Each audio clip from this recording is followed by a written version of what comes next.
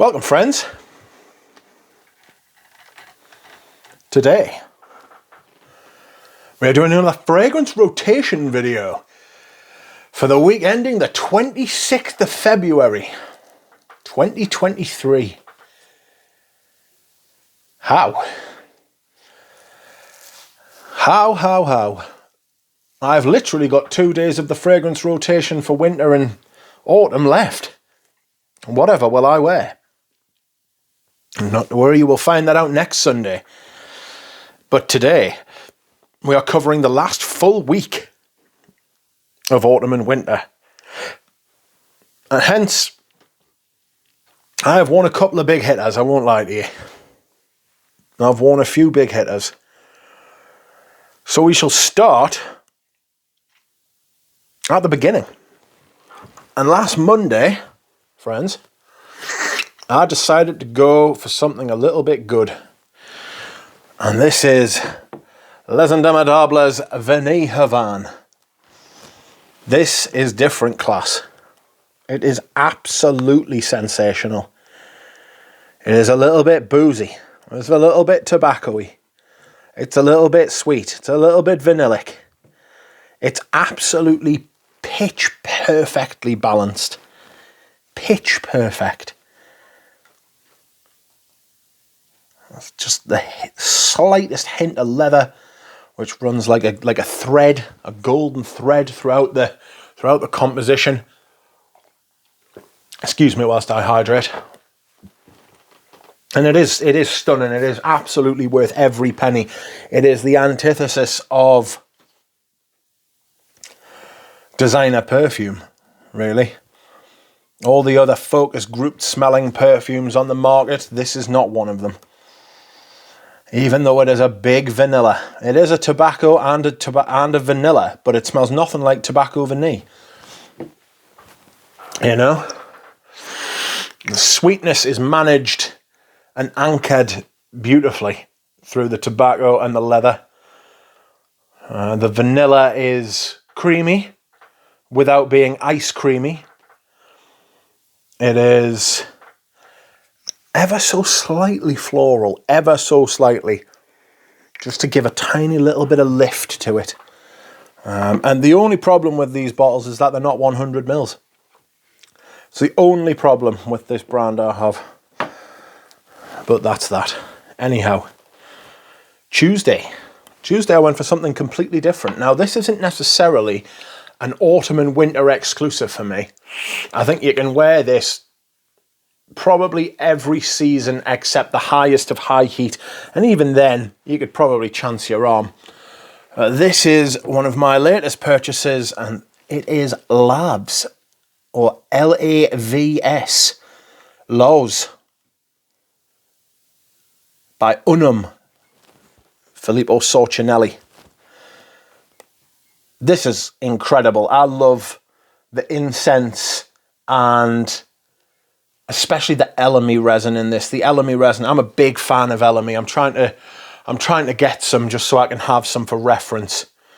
To me, this is an absolutely gorgeous fragrance. I can see myself wearing this a lot through the spring and then again through the autumn and winter again.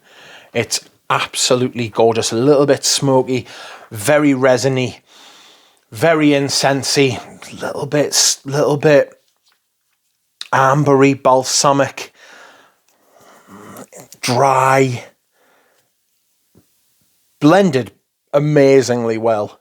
There's a lot of different moving parts going on in this fragrance, and I love that.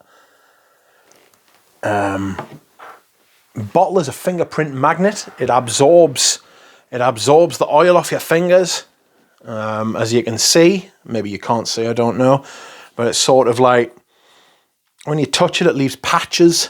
You know, I don't know whether it dries it out or it absorbs it, but there's definitely like a patchy kind of thing going on there with that. But not to worry.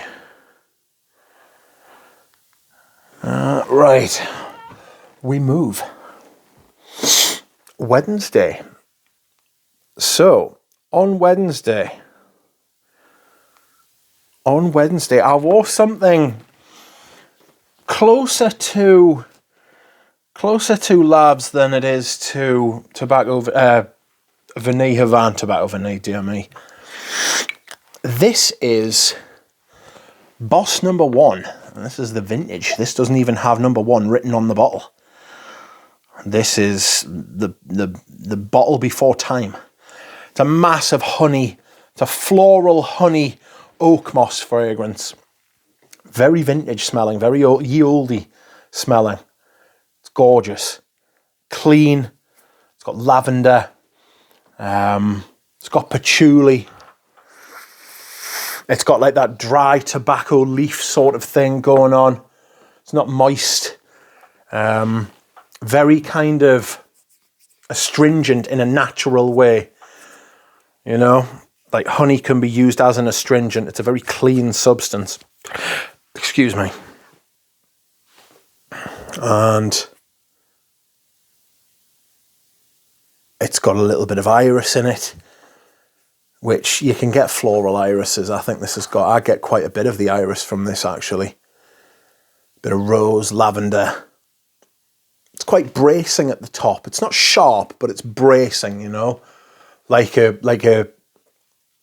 citrus spice sort of thing at the top. Very smooth though.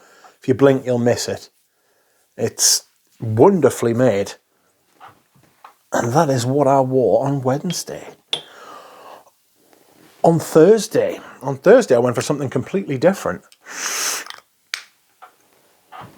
And this is Vintage Iris Poudre by Frederic Malle. It is absolutely beautiful. It is twice the perfume of the modern one. I absolutely love this stuff. I really don't like the new version. It smells like a grandmother's ball gown. Number 5 without the interesting bits. This is aldehydes. It is iris, musk, sandalwood, carnation. All those smooth things, you know. Clean and smooth. It's really top quality. Again, you could probably wear this in the spring as well. It's like a winter spring kind of thing. It's got a cooling effect. Not cooling enough to be in the summer, but still. The older bottles of this are absolutely amazing, and it would be because it was made by Pierre Bourdon. What you want is you want a 7-digit batch code on the base rather than the new Estee Lauder 3-digit. I think it's actually 8 digits. I beg your pardon. Not to worry. Friday, friends. Friday I wore a classic, probably my favourite perfume. And it is Balenciaga Pour Homme. What can I say about this that has not already been said by me? It's incredible. It is probably my favourite perfume. It does so much. It's so deep and dank and green, but purple as well. It's got this purpleness. Just imagine this colour like brought to life in a fragrance.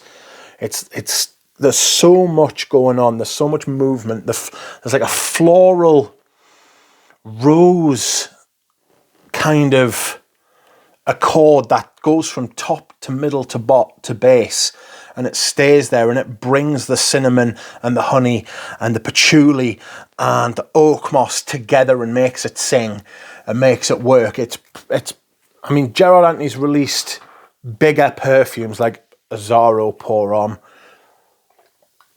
which springs to mind immediately, but this is, for me, this is his best creation. It is incredible.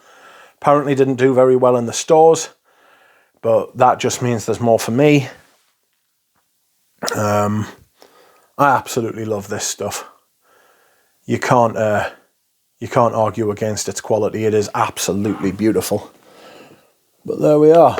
That is number 5. Number 6. or my scent of the day yesterday. Another fragrance you could probably wear year round. This is Iquitos. And this is it's not a decant, it is sort of a decant. I bought a bottle off of Nugent and the spray didn't work. And I just, I knew that when I bought it. But I just put it into one of these. And Robert's your mother's brother, really. I have got, I don't know how much is in there, maybe it's about 60 mils left. That was 100 mils once upon a time. I've used a lot of that. I wore it last year more than I've worn it this year, you know. But I shall be trying to wear this more in the spring. See what it's like in the spring, summer, you know. It's an awesome perfume. It was a runner-up for, I believe it was Poison. It was submitted as for the brief for Poison, and they went with something completely different. But this, for me, I prefer this. I much prefer this. Alain Delon picked it up and decided that he would release it under his own name for men. Although I'm not even sure it says for men on the bottle. But jasmine, aldehydes, civet, oak moss. It's become a bit of a cult classic, you know. It's like rose,